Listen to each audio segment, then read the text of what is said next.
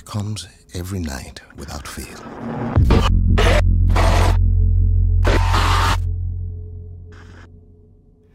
There are different people every time. Let's get this done quickly. Get whatever the warden wants and get home. But I recognize them somehow. What the hell is this place? They're screaming at me. I don't hear them, but I know they're screaming. You got anything? Such hate and anger. I hope you bastards are looking up once in a while. Those fuckers might be anywhere. I don't know what I have done to them. This place is so damn dark. Sleepers. They want me to feel what they feel. This is good, man. This is good stuff. It'll trade. Everything trades. Oh, fuck. To be honest, Eddie. Second! Keep your eyes on that door! Ah, shit, there's fucking loads of them!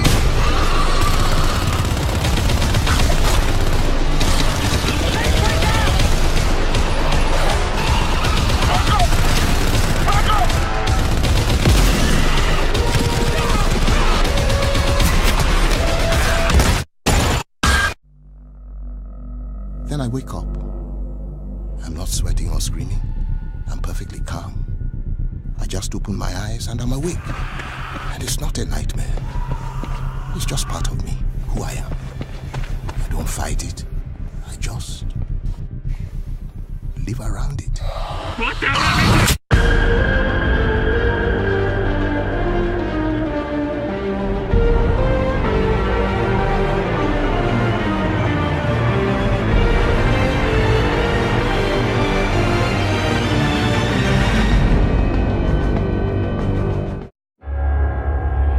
We thought the wall would stop them.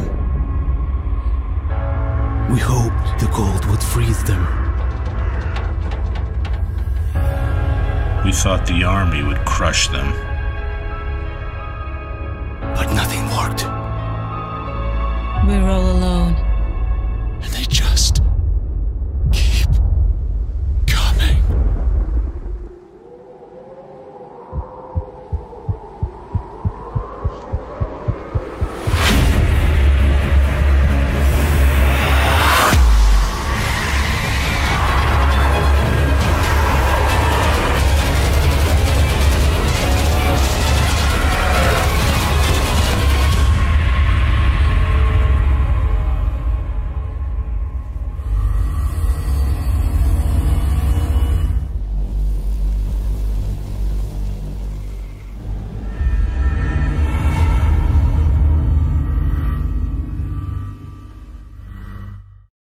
How will you choose a place to call home?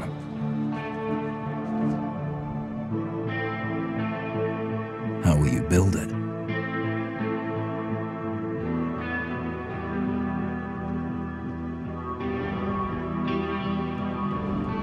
Work together to defend it from the terror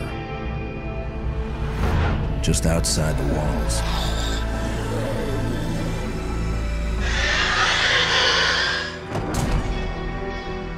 When you get hungry, cold, what risks will you take?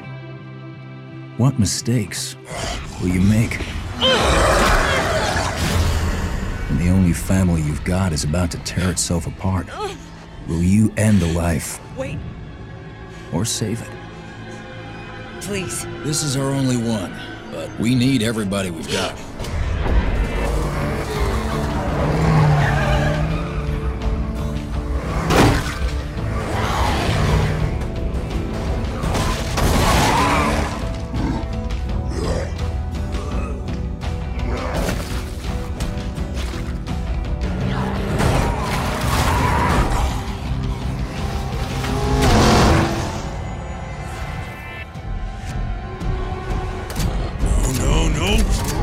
When you get in too deep and realize no one gets a second chance.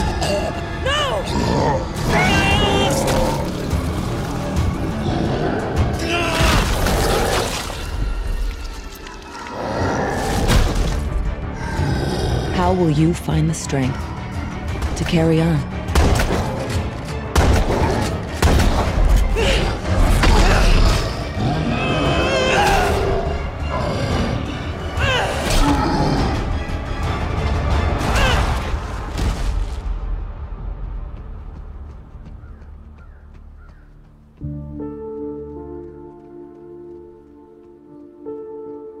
in this world of the living and the dead. How will you survive?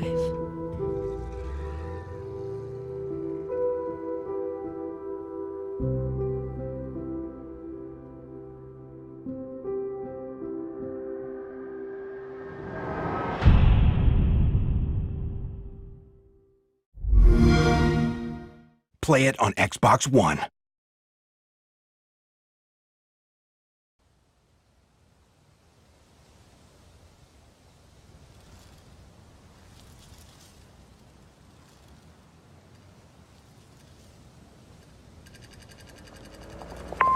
Yo, bro, why don't you pick up some groceries on your way back, alright? We're running kind of low, and don't tell Mom, alright, but I'm broke.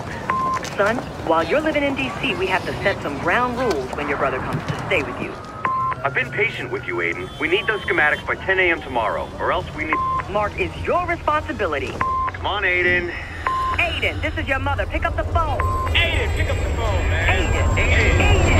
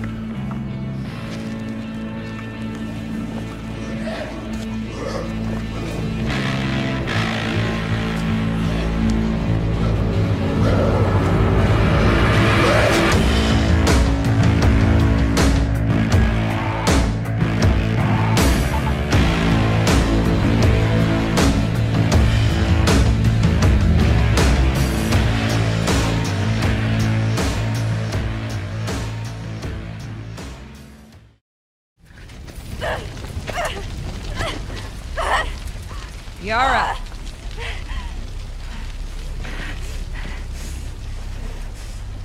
Where is the other apostate? Clip her wings.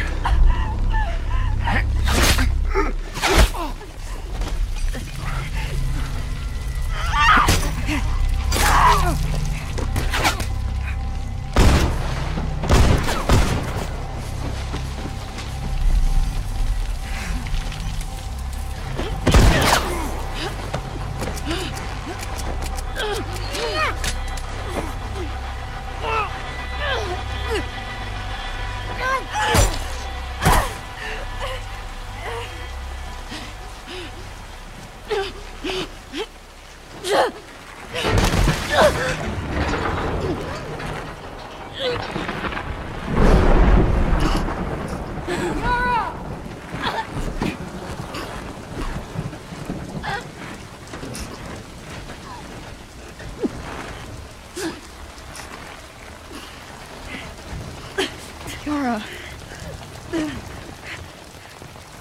Demons are coming. Cut her down.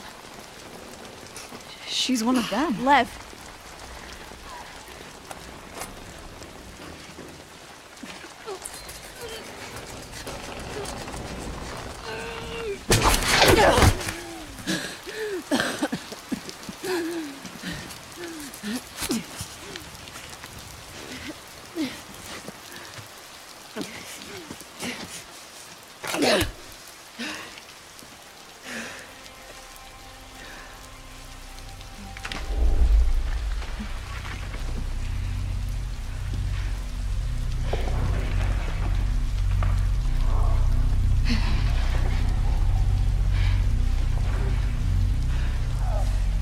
Watch your backs.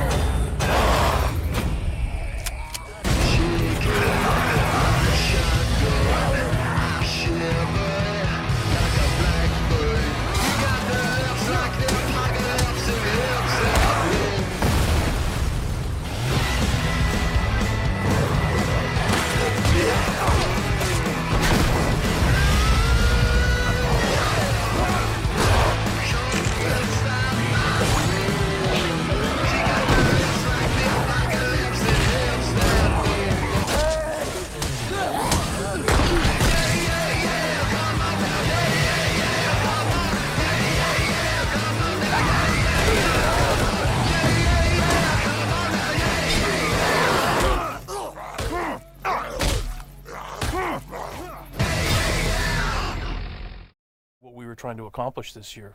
Yeah, I mean, the most obvious difference so far is the last one was nighttime during the rain, and this is daytime during the snow. Yeah, and and it's not just cosmetic, and I think that's one of the things we really wanted to emphasize, because this time we're showing sort of a day in the life of Deacon. You see he's on the drifter bike here. We wanted to show a little more of the bike riding and how the weather can kind of impact that. So we have this drifting mechanic, right? You see him kind of slipping and sliding around a little bit. Changes the handling of the bike. That's really interesting. Now, there were wolves there last time, John, and these wolves would pursue you down this road, and then Deacon had to turn his back, shoot a wolf, and he got clotheslined right up there, didn't he? Yeah, exactly. So this time you see that he wasn't being chased by the wolves. That's a dynamic event that can that can happen or not. It just depends on when you're playing the game. Interesting. And this time Deacon saw the ambush and he was able to avoid it. So he kind of comes up and around and behind them. So does weather impacts whether these creatures show up or not in daytime and nighttime, all that stuff? Yeah, absolutely. So especially the freakers, they come out, they're mostly nocturnal, but they will come out as the weather gets colder. They become stronger in the cold. Right. And so that will, again, kind of change up the way the game plays. That's very, very, I kind of love that you decided to do this as a demo to show two completely different iterations on the same exact mission in the game. Yes, exactly. So we wanted to have, the job is basically the same. Deacon hears that his buddy's in trouble, rides out to save his life.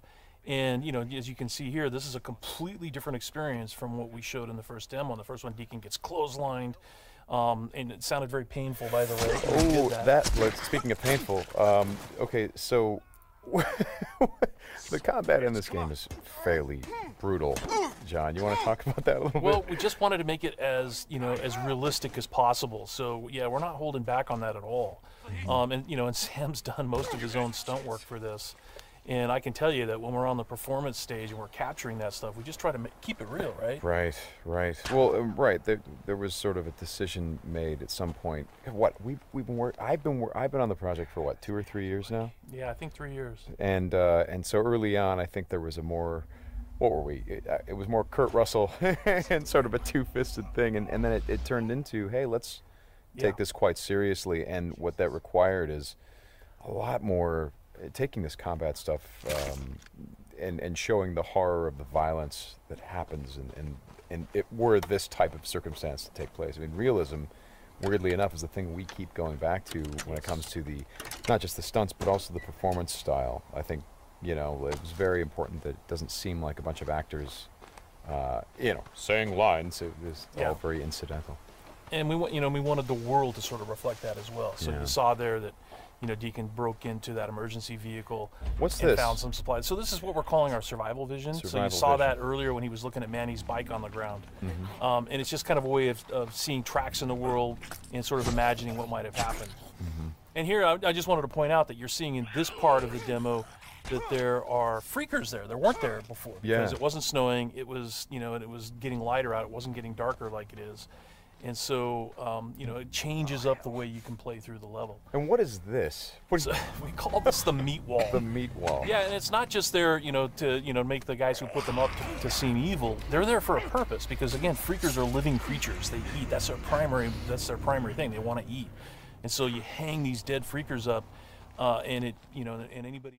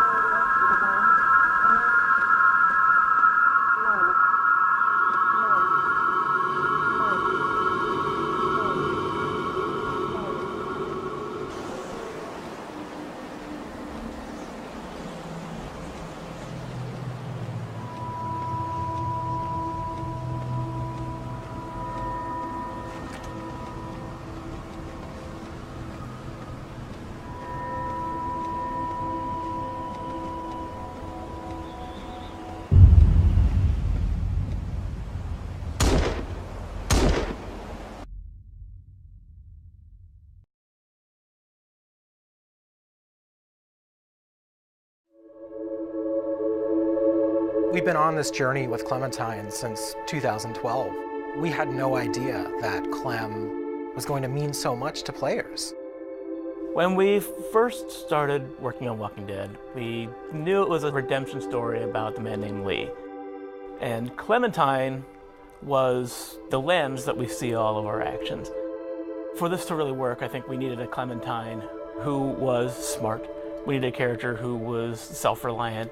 We needed a character who was there to help you and not be a hindrance. It was kind of a risk putting a kid as a main character in a game. The fact that she was such a likable character, her heartbreaking relationship with Lee was amazing. She started out as a symbol of something to worry about, but she became a symbol of hope.